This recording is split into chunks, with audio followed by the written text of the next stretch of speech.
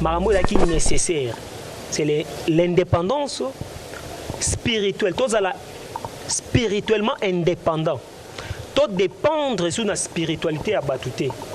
Pourquoi? Parce que Congo est un pays moko riche, potentiel na spiritualité, culturelle, politique.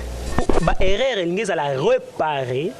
Et c'est que Nzambe wana oyo bankoko bandaki ko bondela ko belela na antiquité. Kombo ne ya la ki kimbangu na minoko ya ba kota bato ebele ndenge Afrique pe mikili mobimbe alaki. Voilà ba roi na biso ba onima ko coopérer na mondele ko lakisa bango pouvoir na biso wana ezaka ndenge nini. Nde place ba kozwa mwana ya nzinga nkuvu ba komeme même na Rome, tu vois? Na Vatican. Tango akufi kuna prince bakunde na honneur eta que prince. Bakunde wana parce que yenda lakisa esko secret ya molimo ya spiritualité. Aya sikoyo colonisation, des places puissance force equity, toté ki ba guerrier, mokile koi. Voilà pourquoi indépendance na biso ezalaki déjà échoué to kotisi mokili na trouble bato ba yebaki. Moko ya mwana ya papa Kasavu asali livre. Makambo ya lobi ke papa na bango nde apesa indépendance, c'est faux et archi faux. Donc bokoki jamais kozala pays indépendant sans pourtant bosambela spiritualité na bango. Vous indépendant te. Mbuta jansi makesa. Okay. Parce que bako dominer bino. Spiritualité za la likolo, si meya administrative to mona yango. OK. Ce qui ntoma moko ya catholique. Pas pour Rome pesi mot d'ordre. To islam pesi mot d'ordre. Nana ko boya. Motote. Mais tangu nkamba, place evanaki spiritualité pesi ki mpwanza, place losi di chango, place monto salami civilisation et comme il ko diriger tolingiki kozala premier pays puissant.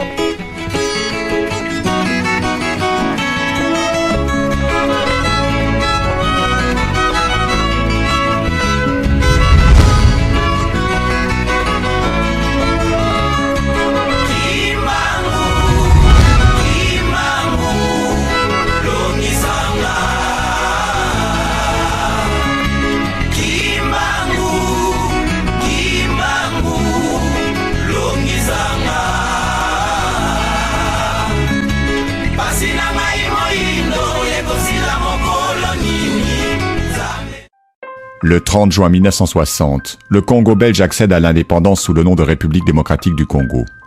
Dans la capitale Léopoldville, les représentants du gouvernement belge et le roi Baudouin sont venus assister aux cérémonies et transmettre le pouvoir au président Joseph Kasavubu et à son premier ministre Patrice Lumumba. Mais au discours du roi légitimant le rôle de la Belgique au Congo, le premier ministre répond par une condamnation virulente du régime colonial. Un affront pour les Belges, le processus d'émancipation précipité fait sombrer le pays dans le chaos. Propriété personnelle du roi Léopold II, puis colonie belge à partir de 1908, le Congo avait prospéré après la Seconde Guerre mondiale avec le boom des matières premières. Dans les années 50, alors que la France accorde progressivement l'autonomie à ses territoires africains et que la Grande-Bretagne concède l'indépendance au Ghana, les lobbies coloniaux belges refusent toute évolution au Congo et cherchent à diviser le mouvement nationaliste naissant. Mais en janvier 1959, des manifestations indépendantistes violentes éclatent à Léopoldville. Face au spectre d'un conflit armé, la Belgique admet précipitamment le principe de l'indépendance et organise la décolonisation dans l'urgence avec l'espoir de préserver ses intérêts économiques. Un an après les émeutes, lors d'une table ronde réunie à Bruxelles, le gouvernement belge cède aux exigences des partis congolais. En dépit du manque de préparation, l'indépendance est fixée au 30 juin.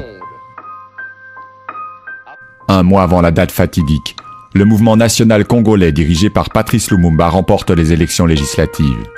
Nommé Premier ministre, Lumumba s'oppose aux fédéralistes et au chef d'État conservateur Kasavubu. À la veille de l'indépendance, la situation dans le pays est explosive. Le 5 juillet, la force publique se mutine, refusant d'être dirigée par des officiers belges. L'intervention de parachutistes qui bafouent la souveraineté du nouvel État aggrave la crise. Les troubles se multiplient et les colons européens fuient le pays. Quelques jours plus tard, la riche province du Katanga, soutenue par les sociétés minières, fait sécession. Bruxelles refusant de soutenir le gouvernement central, Lumumba se tourne vers les soviétiques, une provocation pour le camp occidental qui va alors fomenter sa chute. 3 mois après l'indépendance, le colonel Joseph Désiré Mobutu, appuyé par les services occidentaux, s'empare du pouvoir par un coup d'État. Patrice Lumumba est arrêté et livré avec la complicité d'officiers belges et de la CIA au sécessionniste Katangais, qui l'assassine en janvier 1961. Voilà, bandeko balandi ya www.congokimbango.tv.com ezanga biso esengwa mingi so itokutana bino pona kosola bino masolo o na lobaka ya bonza meme kasi lelo o tozali na masolo moko culturel o na linga pena ko kundola ngo na bosolo eutaka wapi nane nango na linga sembola yango ezali nga bino ndeko Jean Makesa o azali boina présentation mokolo mwa lelo na yambeli bino artiste Jospin Lohanga pona kosola na masolo o ya indépendance 60 ans ya indépendance na biso ya Congo biso moko tomonaka ndenge nini ezali eske tosiemisi yango penda na bosolo tozwa penda indépendance yango lelo tomeka vraiment kosola yango na ndeko artiste Jospin Lohanga mais avant na sola na kopesa merci mingi na ndeko azana sima caméra ndeko Levi Kawita aussi na ndeko Larson Yuma obaza kosunga biso na image. Alors artiste Jospin Lohanga mbote nao Mbote papa Makesa mopandi sango bonne tata santé Kimbangu grand boussole bonne santé psycho ça va. OK, merci to sepel mingi ya koyamba lelo pona to sola masolo oyo ya indépendance ya Congo. Indépendance ya Congo tozwa yango tozwa yango nanu te na ndenge pende sengeli parce que bato ebele balanda yo bayebi ke tozwa indépendance ya Congo mais na lelenge tozwela yango est-ce que vraiment elakisa ke no tozwa yango Matondo mbote mingi na sa divinité ya Zambia Mpungu Tulendu Tata Mwanda Velela les grands boussoles moto force apesanteur force à magma Kawankakako Foko Yandi Kaka indépendance ya Congo ceux qui tozwa yango te na banza na réalité tozwa indépendance parce que Congo est un pays indépendant tozwa ki lipanda na 1960 le lenge la kaki kolo idée Tata Kimbangu kasi ezali na ba élément de base auto rataki na indépendance en 1960 yango ememi pays na kao élément de base socle mukuwa ya kati ya moto OK eza kwa moto ako tambola mais nzoto na ende zo tambola mais mikuwa na ezate yot na bingo ba élément de base marambo la ki nécessaire c'est l'indépendance spirituelle tozala spirituellement indépendant tout dépendre sur la spiritualité à batouté. Pourquoi? Parce que Congo est un pays moko riche potentiel na spiritualité culturelle politique. Donc un grand pays comme Congo et ça là qui ba erreur dans le passé na présent na akoma na ba problème sérieux et ça li ememi colonisation. L'homme africain a côté na esclavagisme pour l'homme congolais. Alors, tangu ba erreur elingeza la réparer et c'est ngaki nzambe wana oyo bankoko bandaki ko bondela ko belela na antiquité. Kombone ya la ki Kimbangu na minoko ya ba kota bato ebele ndenge Afrique pe mikili mobimbe alaki. Yango kosenga bazoyeba pourquoi banda benge nzambe Mpungu Tulendu Kimbangu fula mona. Nako rappeler bandeko baebinga o baebinga te ngana ali Tata Lohanga archéologue congolais et artiste visuel antiquaire aussi. Pour epesa élément bato que na archéologie tozo ba élément pur brut sans balamba yango eza wa pétrole ezalaka noir to ba ke na raffinerie ba bimisi kérosène ba bimisi essence ba ike biloko et consort ndenge archéologie zoka purement eloko bimi na mabele na mopepe likolo et tout consort ça dépend fouille archéologique ba memi yango na histoire ba memi yango na mukanda songolo pakala nde ba pesi sens ya histoire na ba ko pe okosa mais archéologie za pire za domaine moko noble ezo la kisa biso que place peuple occident outil na place peuple bantou noir. C'est-à-dire peuple bantou abimi dans centre ya Congo, l'Afrique centre, Éthiopie. Omoni? OK. Mokili Nzambe avandaki dans centre. Place jardin de place Nkita ya spiritualité. Donc l'ignore comme aussi ça. Cordon médical et sangisaka maman na bébé. C'est un Congo. Alors, et comme ça la civilisation ya mokili. Moto atamboli abimi. Okotuna ngai bateau a la quitté dans l'Antiquité, oui, bateau a la quitté. Mais communication, na transport. O ba koko na biso ba salelaki, o ba utilizaki ezalaki ya molimo. Na bima na Inde, na koma na Europe, ndo moni bateau ba bimaki na Congo, ba mataki ba Afrika likolo. C'est qui même royaume, bake ko vanda na Europe, bake na Amérique, misusu na Asie. Nde ba pesi civilisation ba boti bateau. Siko ezaki na mboka moko mongol. Place peuple Malte et viking ba bimi. Mundele. Souki elala. Je vais crepus nda sali bango boti bango. Mais tribu wana ba ki bato désordre ba kuluna. Tongo midi poko babunda kobekaka viking Malte yaki baba yaki un peu doux mais viking a ko dominer bango nde basalaki baki ba peuple nomade basaki exode ko tambola ba uti vers les mongols ba l'équipe ba ko kende ba turquois ba ko partout sika bazoya ba kuti peuple a déjà civilisé noir na monde na mabele Europe Angleterre ba noir nde bazaki ba kolo mabele Russie France Belgique Grec antique même balude au baotaki na Congo ba formaki une grande partie à bateau nazo baba noir surtout mingo baki ko émigrer au baotaki côté Asie na ba commerce ne ba osalam nde après peuple viking ko leka passage na ye massacre oyo banda ko salama ko boma ba boto la mabele ba ko s'installer bato na bango. Imaginez ba koti na mboka lokola Angleterre, ba ekokuta civilisation écriture mamuto ya kiona ba yebi kotanga te ba yebi loko te. Tant bobomi ba tutu bazaki ba nani ba ko enseigner bino. C'est ça eloko sama ki ba royaume e botama. Royaume d'Angleterre, royaume ya Espagne, ya Belgique et tout bazali même père, même mère. OK. Ozomo la place Congo et outi. Okay. Na bendeli bino boye po mutu to e ba mo sisa. OK. Il y a combo l'ipanda indépendance. OK. Alors artiste Jospel Ohanga, mais qu'un peu quoi ça biso clairement. Ndeni bo remarquer que Congo indépendance ya molimo nezozanga na ye. Ndeni bo remarquer yango. Et deuxièmement, indépendance politique bozwa ba diriger belé baza ko diriger mboka librement mais est-ce que vraiment ezozwa ici kana yango? Mais ka cité omoni na ebiso que peuple viking oye ko s'installer en Europe a botoli mabele akuti ba bibliothèque ba kambi bangudi nganga o batikaki na grec antique ba exterminer bango nyonso.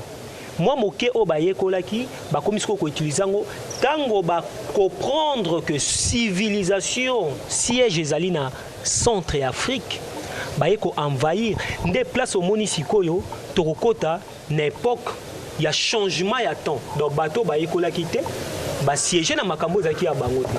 Alors tout était changé. Civilisation banaki na Congo et mati et que s'installer en Égypte antique. Égypte on est acquis grande puissance et créer écriture et créer tout ya mokili to ko loba to monyango na ba fouille archéologique wana et consort. Bango siko ba ko za la dominer na peuple grec. Oyo a salaki mélange na peuple noir. Métissage et bima qui a moni sauté na sculpture mingi grec et zakabasuki lokola macaroni et lingama mélange truc à molaina crepil. Alors bazui sikoyo makambo bazwaki na Congo parce que Congo na ba Congo ya ka o ya biso nde to sali scientifique et bima mathématique. Mais à partir de l'indépendance nde mathématique. Ouais. L'os di chango yango epesi biso sikoyo ba branche nyonso culturelle scientifique autres utiliser lelo. Donc le monde nous doit na titre moko propriétaire intellectuel. Alors tango grec antique et colina Alexandrie côté vers l'Égypte jusqu'au makambo wana nyoso ba meme pa na bango des places maladie à peste et kobeta mokili et ça va résumer to lobela ngo mingi to ya résumé c'est important pour to lobela réussite ya indépendance à 60 ans et ko sala sikoyo maladie à peste était bomaki bato mingi na mboka ya Italie. Le coup la Italie, Rome à l'époque antiquité et comment qui voilà le tribu en cas viking ya brutalité bah comment qui conquérir l'empire tu vois bah hier kozosko boko kona bango bah sangisi angona histoire ya antiquité oh bah ibaki na Égypte antique Égypte et bombaki makambo ezaki na Congo parti par là depuis mokili bandi tinatan oh bazaki wana alors bah eko créer oh bobengi Bible ensemble ba document Bible et kozala mikanda bazwaki ndambo o bakokai ko kangisa nde bakangisa ki yango na lobi bien na Venise après malade à peste ba architecte ba eko bima ba archéologue ba eko bima nde place okomona sikoyo ba David Livingstone ba Stanley bato bakomaki bakosala ba découverte parce que batiaki mon solo fait que bakende siko ko découvrir ba biike bisika po été système occidental et se propager et panzana na mokili voilà place oyo Congo ezalaki clé marié balonga ki Égypte babuki bazolo ba piller ba momi o ba kokaye kozwa mais Congo ezalaki portugais abanda kokota na kati ya centre Congo te pourquoi parce que tozalaki na force moko spirituelle tozalaki na force moko oyo bango babengaki yango magie preuve année le col ba Égypte ba juif ba israélien juif parce que ba juif ba noir OK le col ba immigré qui ba bimaki ba comment ko tambola na ba colon oyo ba na ko découvrir ba mboka na ba peuple musulman indien ba yeba ki ke faut passer la retour ya Sion ezali place terre ya ba ancêtre na bango ba utaki Congo ya central OK le col di richesse ezaki wana nde banda ki sko ko betela ba peuple vikingo ba yeba ki histoire monte ke bokeba na histoire centre moko ezalaka en Afrique eza place moko batu balimwaka eza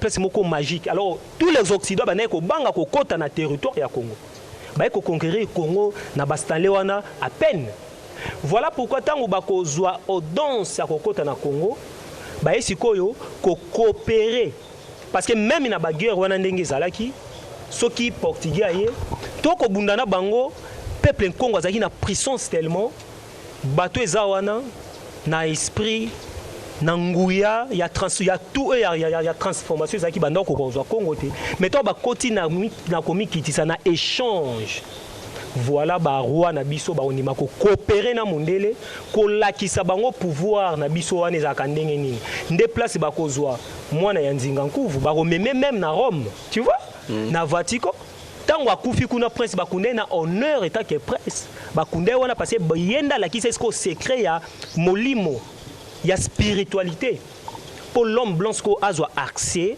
na oyazaki na combat archive azwaki na Congo akota aya sikoyo colonisation des places puissance force ekiti tote ki ba guerrier mokile koi voilà pourquoi indépendance na biso ezalaki déjà échoué to kotisi mokili na trouble bato bayebaki mwana yekoli mabe colonisation et bandit 37 000 familles déportées avant naissance ya papa Simon Kimbangu et loko ni siko esengeki papa Simon Kimbangu aya kolela pasi ya moto mwindo OK nzambe mpongo tulendo tiki biso voilà pourquoi mama Kimpa Vita akoya po asala siko a lancé arrivé à Nzambe Kimbangu fula mwana Nzambe. OK, merci Nayo artiste Jospin Lohang. Tomonaki 30 juin 1960 ba démarche ça là qui pour l'indépendance tozwa ki yango. Le lo sous sozo biso crise spirituelle ba ya ba domina biso na spiritualité mais nini o ekoki ko senga ke non poto sala tozwa indépendance wana parce que ndengo biso penda indépendance molimo bo sana mais poto récupérer yango. Poto récupérer yango. Ouais. Voilà papa Simon Kimbangu na 1800 Nzamba la Tinzoto et sengaki azala accompagné na trois esprits tata ki solokele tata dialungana tata diangenda nkuntima quand tata ki solokela botami papa Jansi poto récupérer apandi mukili apandi mbuma c'est-à-dire eloko bango bayibaki stock ya richesse au bango bayaki nango guerre mondiale et bandi première guerre mondiale ezaki déjà kolakisa arrivé à grands esprits na mabele en Congo. Gardien du temple a bombami kolo yisu tata dialungana aya kozala sko révélé na seconde guerre mondiale. Papa Diangue Ndanguti mabima na 1918 le 22 mars c'est première guerre mondiale KO ici. Première guerre mondiale ici. En 1921, le 6 avril, le kimbangisme est fondé. Voilà pourquoi le kimbangisme est fondé. Pour épaisser pas spirituellement, mais physiquement, tout palpé. Et l'autre, sur l'indépendance. Indépendance, Moana, qui poinza, et qui pensait, il y a un Zambian pour tout le monde. Tous à l'indépendant, l'olenge tous à qui n'est notre antiquité. C'est le peuple au nenge mokile comprend tout petit place où titi tokomi. Le kimbangisme est allé fondé en 1921 en Kamba. Bakope sa mukumba wana na gardien du temple. Femme résistante, maman Mouilou, Kiawanga. Akondima mukumba pourquoi moi c'est parce que moi ça zali gardien ya savoir ya mutema monene abobombi. Bakobomba kitawana système bandi mondela telemi pour intercaler les kamboana. Mais les Kambo Bonzambe ko bomba ngote passé zali dynastie outi likolo parce que Bonzambe ezali na même lignée. OK. Lokola Congo mute kotisi mokili na boumbo. Et sengi pe Congo et pe salipanda pour pe saper indépendance physique et spirituelle. Tu es koya na 1951 seconde guerre mondiale et bandi mbuma seconde guerre mondiale mutajansi bandeko balandi et bima ki pona Congo. Okay. Voilà pourquoi tu as faut Congo libérer bateau. Et bien na Congo na ndenge nini. Belgique tangu a occupé mboka na biso. Na reine d'Angleterre moto na yo atinda ka comme roi belge parce que baza même famille. Hein? A sombi Congo comme qui centre.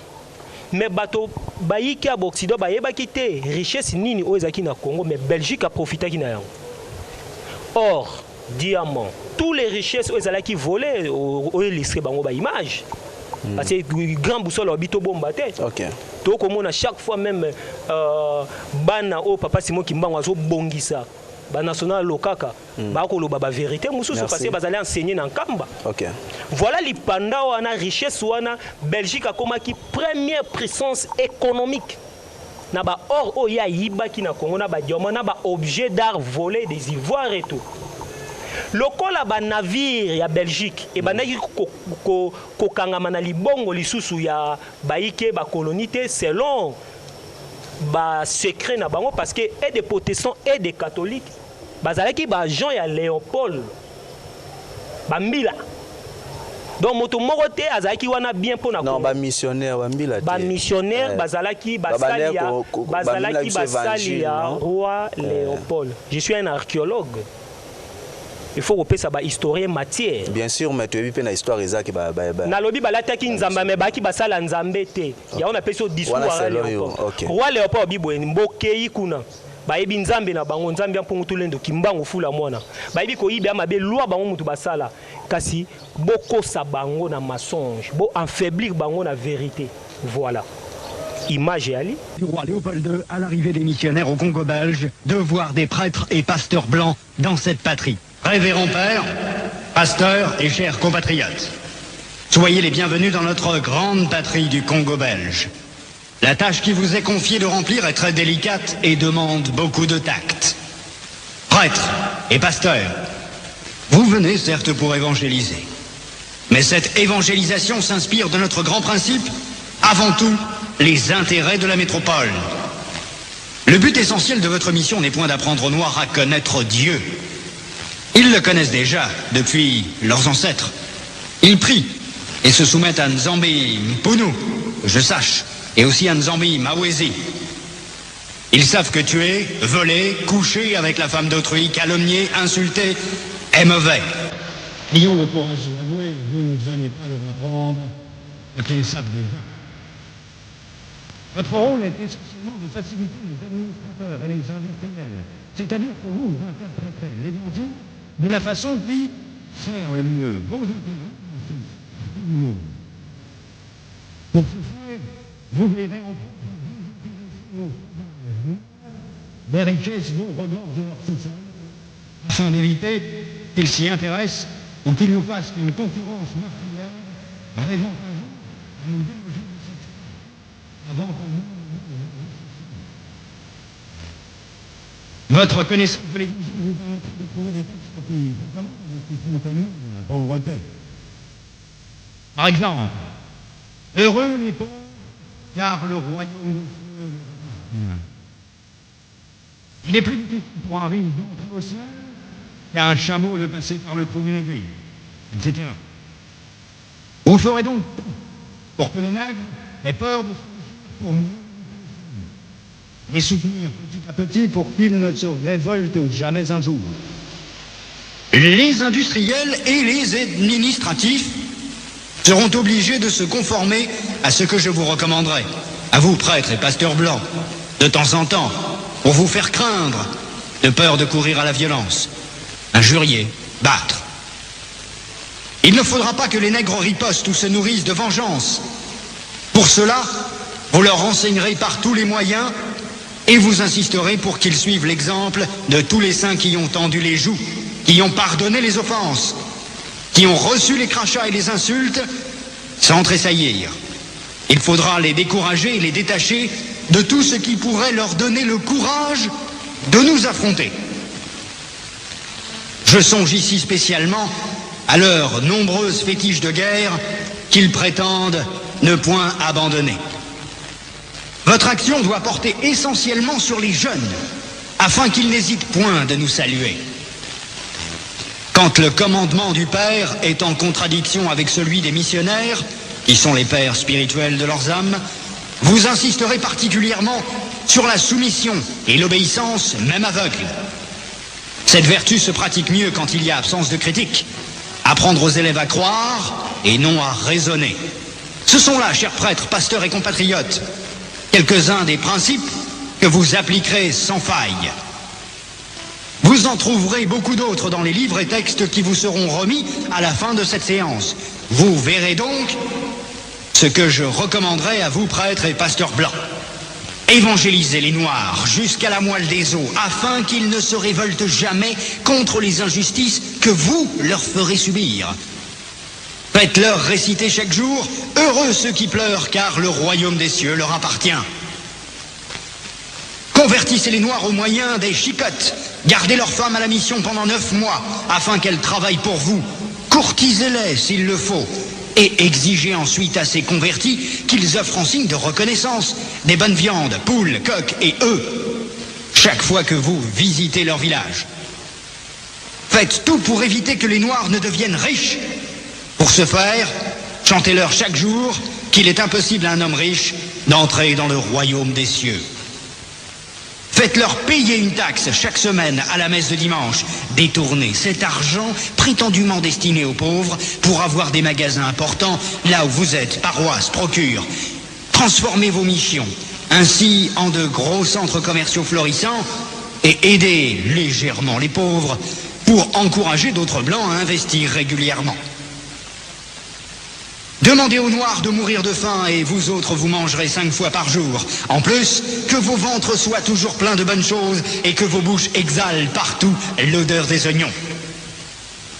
Instituez pour eux un système de confection qui fera de vous de bons détecteurs pour dénoncer tout Noir à une prise de conscience pour la revendication de l'indépendance nationale.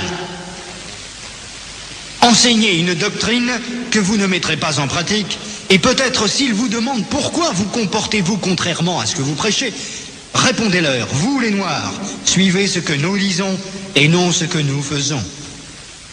Et s'ils répliquent en disant qu'une foi sans œuvre est une foi morte, fâchez-vous en appliquant le fouet et répondez-leur, heureux ceux qui croient sans protester.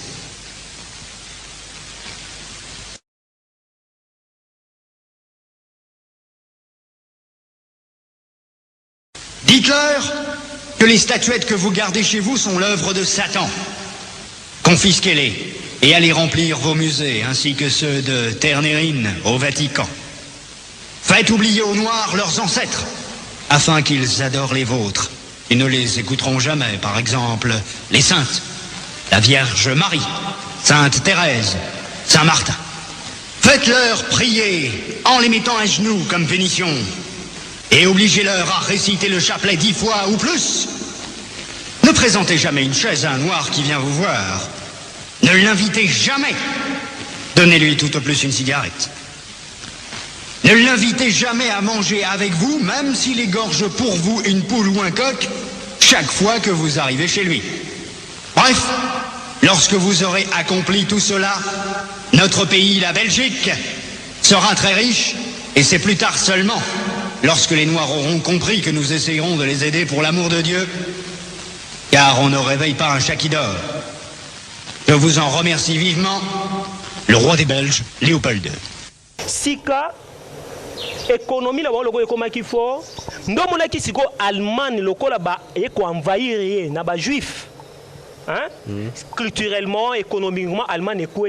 Nde Hitler a kobima sikoyo na vent ya nazi. Hitler azali moko ya bana papa Simo Kimbangu o a utilisé qui peut être à quoi il système occidental.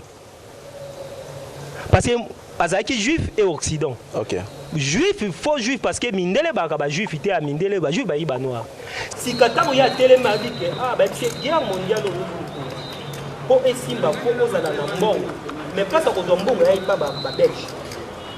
Donc, ce qu'on a Belgique, aux yeux économiques, on est fort pour conquérir le monde. Si vous avez un centre place, il y a un Congo.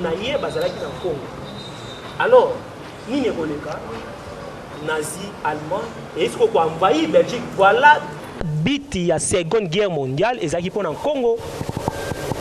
Belgique est or, au ezalaki na ba diamant, na réserve na bango, na oba kimisaki. Na Vatican, il y a Vatican bien sûr qui est tikalaki, mais oh il y a Belgique, bah qui mission on a Grande-Bretagne. Hitler a déclaré sous guerre officiellement bah on mamsou mais na sous-sol ils ont mamsou bazolandela. A kimisi or Belgique et kimisi or est pas grande terre naïe, reine d'Angleterre. Ndesi ko iti a Hollanda a conquérir Angleterre a bomba a zuba or wana. Ayena Belgique a zuba objet. Azuba objet monsieur Zalaki na ba français a sangi sindo moisko Hitler akoma ki fort. So tango ba yeko envahir Hitler na force Zaki mélangé entre ba russe et ba américain et Zalaki po ba botola bo mengo ba yibaki ba belge na Congo ba belge ba allemand. Voilà tant bazuba orwana et traversé na Amérique de Europe na Seconde Guerre mondiale ezaki akokwea. Tango Europe est quoi et c'est là qu'il se or ya Congo et Tonga mukili Europe nde baki ko créer autant moi il passe autant créer mboka mokelo ko la Belgique ba ko kwete na autant parce que richesse wana ye bazaki loko la faveur muyibi ya ko yibango na Congo et puis ko pesa yango ndo moni na Seconde Guerre mondiale roi belge to beti bo roi belge azaki na prison allemande. Papa Kimbangu a kobima na prison ko roi belge akoya na yawa na Congo. Ba ko signer ba papier. Mikolo koya okopesa ba ancêtre na ngai indépendance. Accord. Ba ko signer ba accord voilà mopandisa ngo solo. Ba accord wana ezaki signé. Okopesa ba kitani na ngai indépendance totale les Africains. Pourquoi ba Africains oui sanga Belgique ezali kana connu Congo non parce que Belgique na lobi boy sur le plan économie yem to azali ko gérer tout. Ndepé va déclarer qui indépendance totale. Voilà, roi belge a kokufa na ye, tata Kimbangu a se transfiguré na boussole, ni ne salama, maman Mouilou na 1958. Belgique est allée et c'est une scoto CD Congo, mais photos zo ba congolais au baza ba évoluer, hein, dans ça dit au bazali maele ba ye koli mwandambo. To même bango na Belgique. Ba kende koye ko po ba ko koma ba cadre ya mboka. Ne place ba ko zo papa ki solokeli. Papa dienge ndako tikala, maman Mouila lobi na papa ki solokeli. Tata na yo alobaki boye. Ndenge ozo kende Belgique. Soko silisi makambo na yo. Oyo bokende Belgique ango akendaki kosala nini Belgique bazwaki papa qui sokele emote na lobi bien bazwaki ba congolais première fois congolais très bien akenda à part au bakendaki na exposition universelle au ba exposaka bango na zo humain ba koko na biso ba kufa na Belgique ba martyr à haut tout bandok essaie de qui 37 000 familles plus au mususu basale ko ezaki sans compter. OK. Mais officiellement si ko Belgique et Congolais ba memaye na poto na Belgique ba tangisa ye aye ba administration pour ba ko remplacer ba colon, tu vois, papa qui soki dans une carte piège. Papa qui sera comme kuna abima na pourcentage koleka na ba Belge na ba Congolais. Oyo bakenda ki longo. Sangwa papa qui solokele panzani mokili mobimba na monde occident. Insécurité qui solokele a sengi audience akutana na roi bodo. Voilà tango ya okutana na roi bodo. Makamonini awoyebisa roi. Na yeko yebisa OK. Et sengi bopesa Afrique indépendance. Afrique Congo te. Afrique. Parce que papa na biso alobaki que lo lenga zwaki koko na yo. Basinya ki accord yango mama pesinga na yebi dossier oyo mbuta ki solokele. Mais est-ce que ndeko zozongo comme évoluer to peso ndako to pesio mbongo ozala malamu yabi non ngala ozwa ndako na ozambongo na ozala bien deni bandeko na ngai papa diangenda papa dialunga na mama na biso baza esclave na ba congolais ba surtout les africains na ko jouir comment habiter na to coordonner uta lelo balongola bango parmi les esclaves, donc comment évoluer. Ah bien non, l'indépendance. Parce que maman mouila lobi soki bo pesi indépendance qui pointe zate. Est-ce que papa Jean Sozo kanga wana politicien na comité? Mutazo lo babongo tata Charles qui soloke sa grandeur. Wa bimi na pourcentage koleka na ba Belge bo Occident. Donc premier intellectuel na monde. Azo ko sola na roi belge. Isa na mikanda. OK.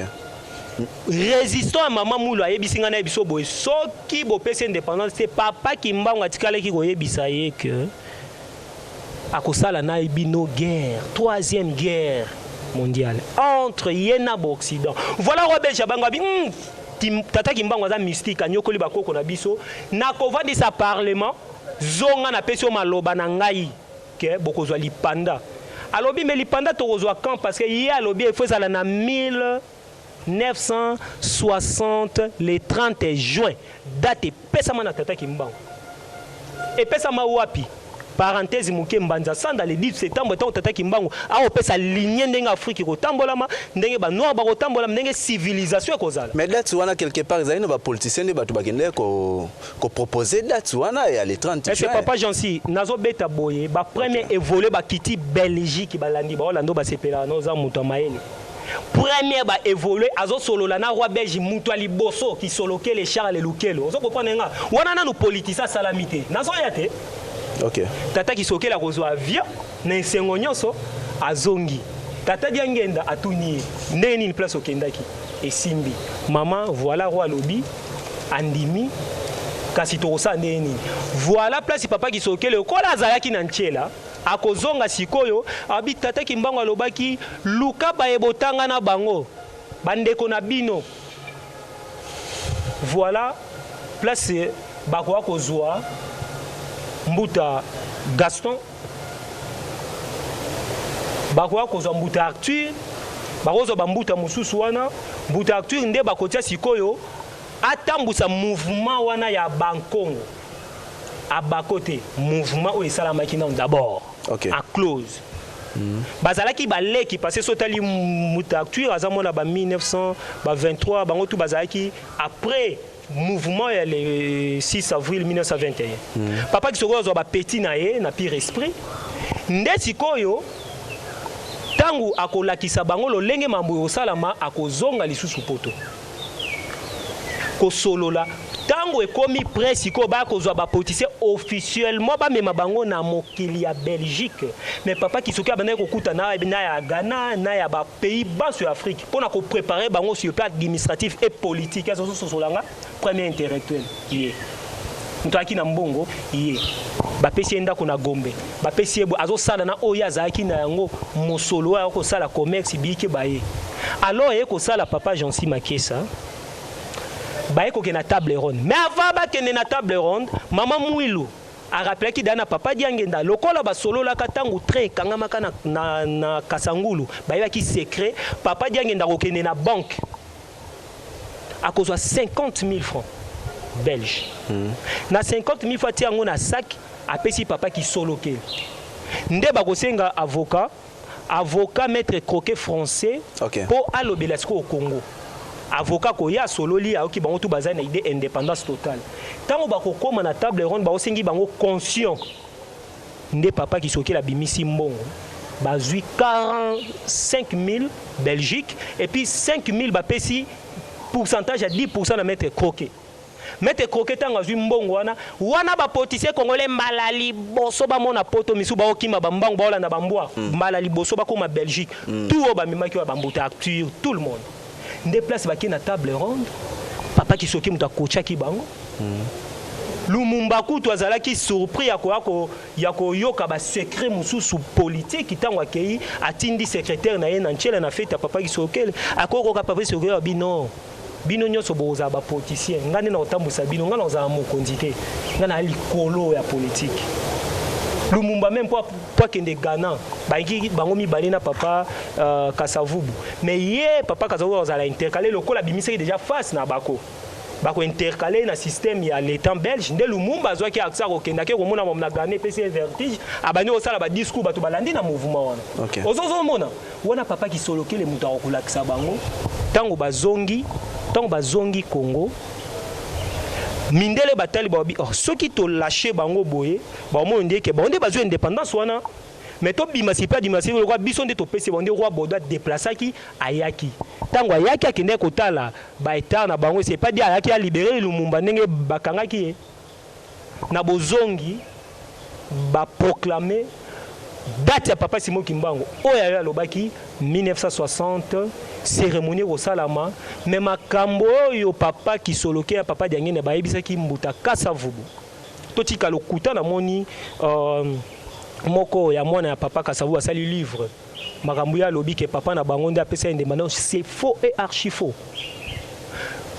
Papa qui soloke la yebisi papa Kasavubu tango bakotuna yo bakwa ko féliciter ba rotuna yo bolingi spiritualité nini lingomba nini etambola bino yebisa bango kimbangiste parce que à l'époque pona ko beta histoire ya indépendance qui ponza il faut qu'on za kimbangiste parce que ceux qui ba yoki na catholique ba yoki na protestant zaki milia ba belge ba kangi yo noir moko zaki na catholique na protestant akokaki ko loba likambo indépendance zaki synonyme voilà toke ya bakimbangisi eza lokola kipwanza momoko boye bimika ka azare ebani na batote concepteur nango koloide tata Kimbangu exécuté na trois esprits banvola misato voilà mozindo alikambo na garder du temple première dame résistance yango moni même isika boye bapesi avenir monene na komba maman mo temporairement 9 mois meza kutu muke oyo Belgique eza na nyongo na biso. OK merci tozu lipanda voilà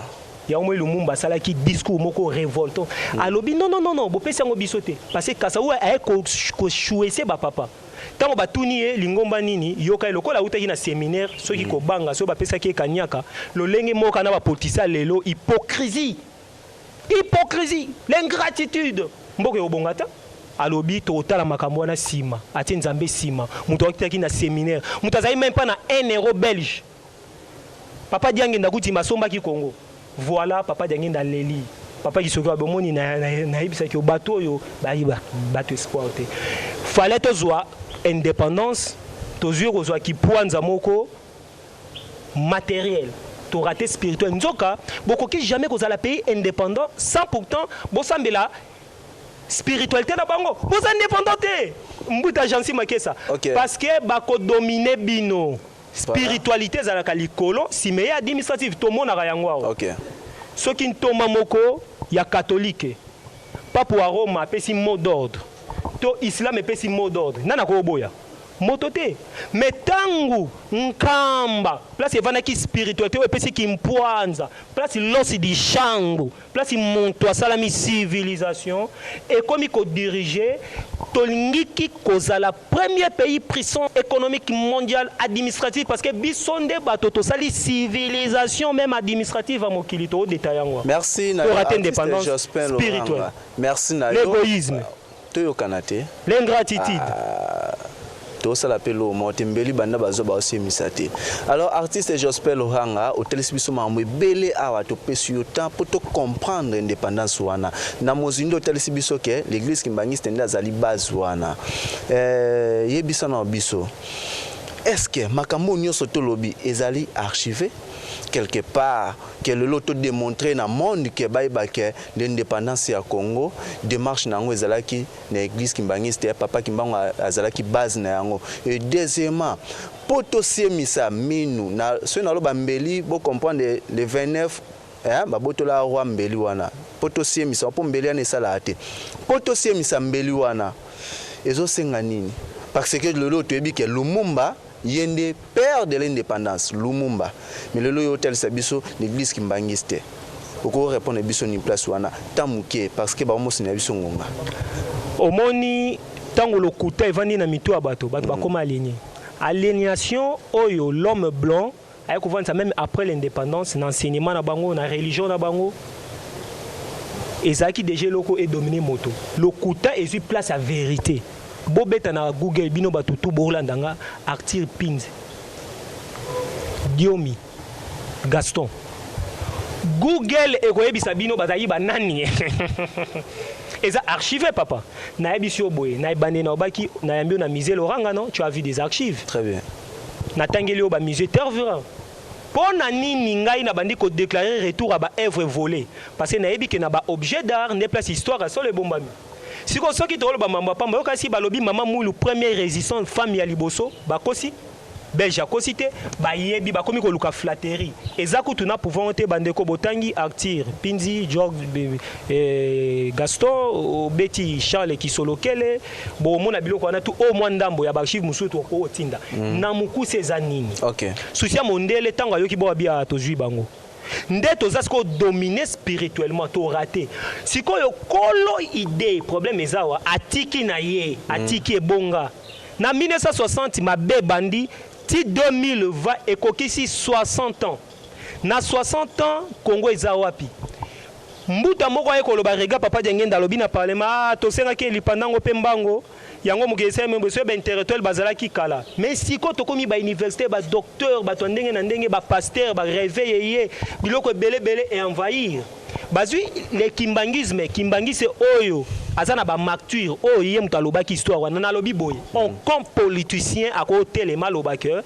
yé mutapesa ki idée indépendance to azaki na négociation azate OK na vraie histoire alors soki na bino lelo ba valeur nini oyo ezali na kati wana par rapport à indépendance ndependa bo pesa la kiango voilà ba valeur OK tant ba moni to indépendance papa qui soloké la bandi au préparer Congo il faut tout ça la UNPP après indépendance biso to kamamboka nzembo mo yembaka biso bana mike to sangani lelo to lingi te to bongisa to zwa ki lipanda mais to salela pe yango si kaboeta to zwi lipanda to sala UNPP to sala ka banjan to sala ka benvation parce que déjà na mémo il y a indépendance papa Kimbango a présenté biso trois pouvoirs politiques divinité yemo yango spiritualité ba betela ki c'était OK na monde scientifique voilà et bas créer ba université ba ko sala ntinta ni collecte de fonds biso moto za la ba indépendant to dépendre to tomber sur le bon côté malgré ça to komi yango lisusu ba parti politique et bimi ko la maille de l'église et komi biké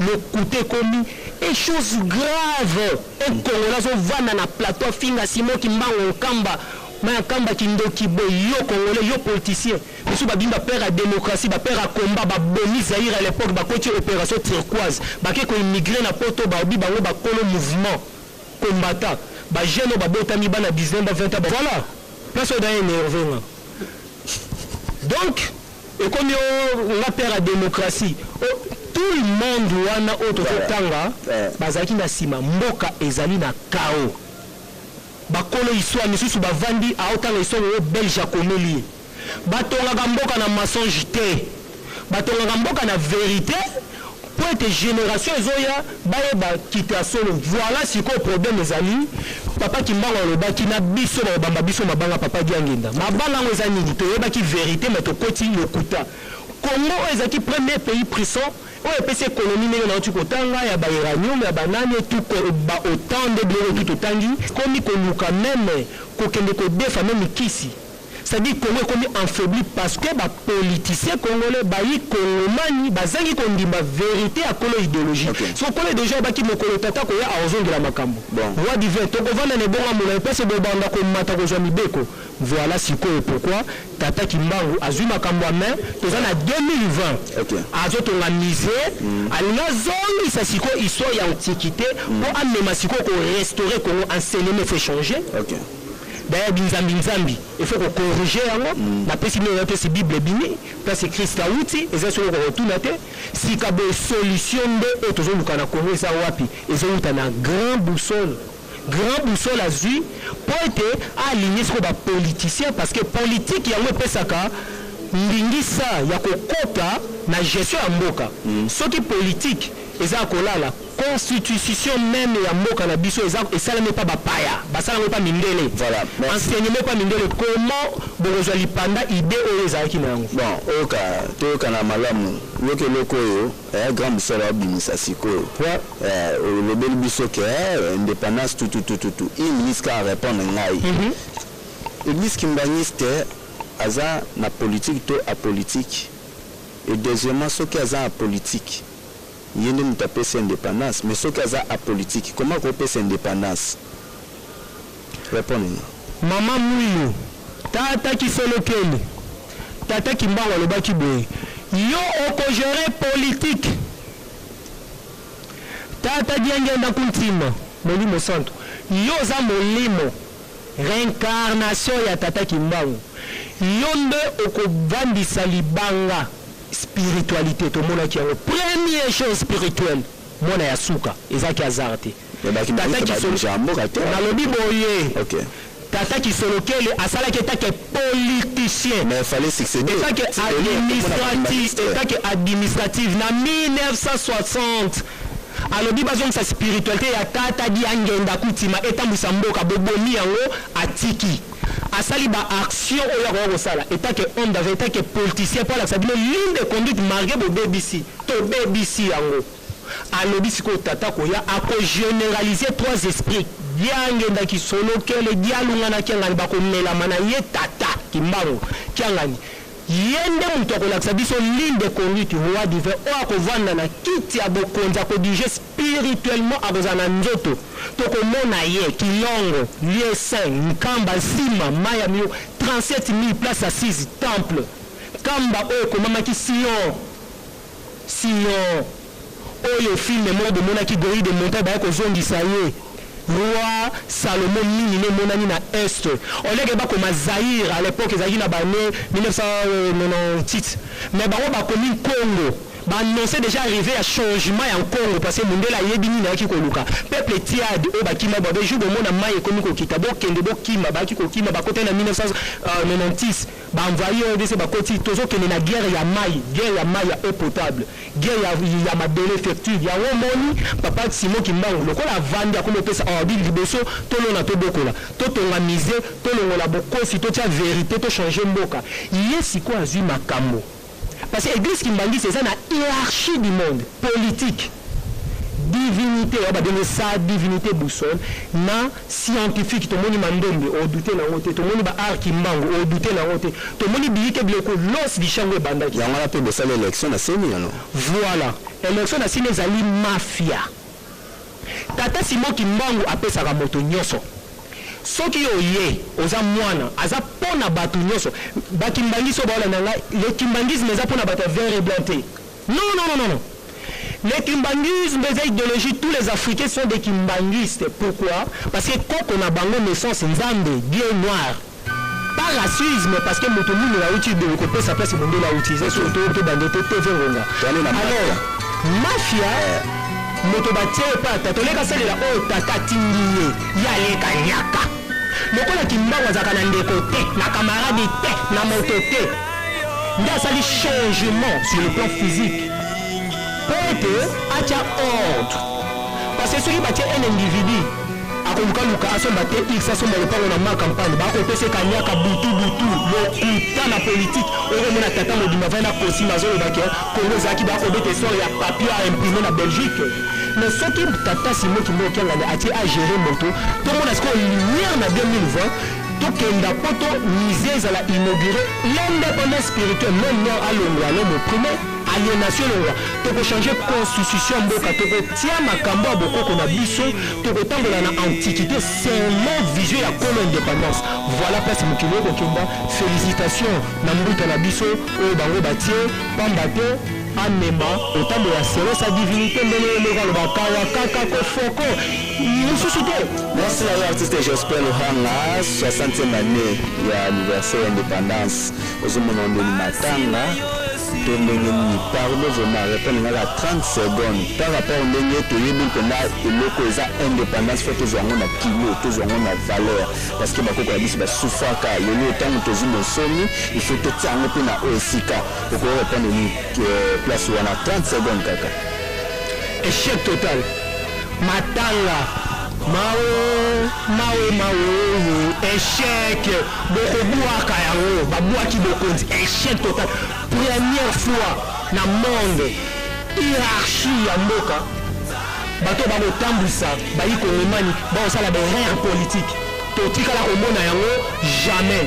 Erreur kolela matanga voilà ozonga na kolo indépendance ndote mingi na sa divinité yave nzambi ya mpulutulendo le grand boussole moto kawakakako